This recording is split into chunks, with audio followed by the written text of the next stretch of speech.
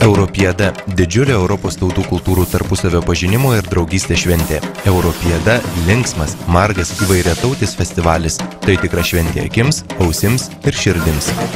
Europiada – idealas, kuris jau beveik pusę šimto metų vienyje Europos tautas ir žmonės. Visa tai apie įvykį, kurio 2009 Liepos 22-26 dienomis laukiama Klaipėdoje.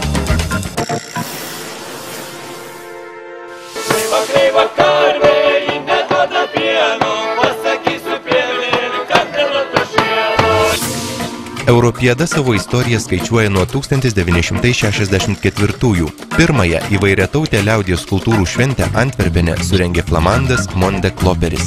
Jis tikėjo, jog pokario Europą gali sutelkti tik patys žmonės. Jei jie bendraus, pažins vieni kitus, gerbs savo ir kitų tautų tradicijas, atvers vieni kitiems amžiais kauptus kultūrinius lobynus.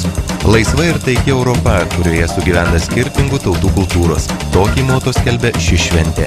Taiki Europiados idėja prigijo Europoje, o jos išraiška margaspalvė kontinento tautų liaudies kultūrų šventė kasmet keliauja iš šalies į šalį, stabtelėjimams pasirinkdama įdomiausius, turtingos istorinės praeities regionus ir miestus. Europiada paprastai aplenkia sostinės.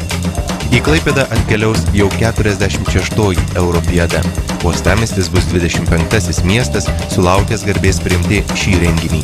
Per beveik pusę šimto metų Europiados gyvavimo istoriją joje yra pabuvoję apie 200 000 europiečių.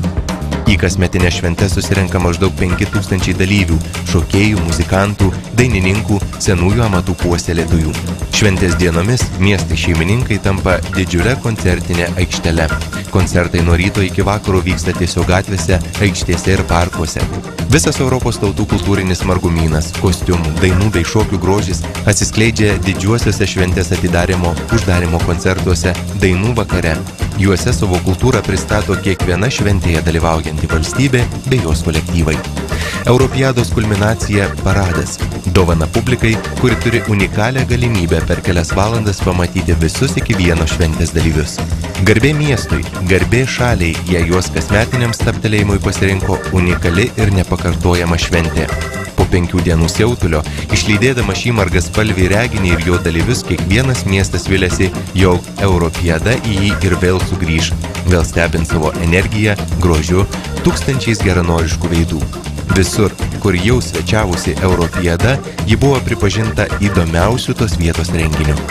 2009 Liepos 22-26 dienomis Klaipėdoje vyksianti Europiada Lietuvoje svečiuosis pirmą kartą. Visos Europos pasiuntinių susibūrimas uostamiestyje neabejojama, taps vienu iš spalvingiausių ir gražiausių Lietuvos vardo paminėjimo tūkstantmečio programos renginių.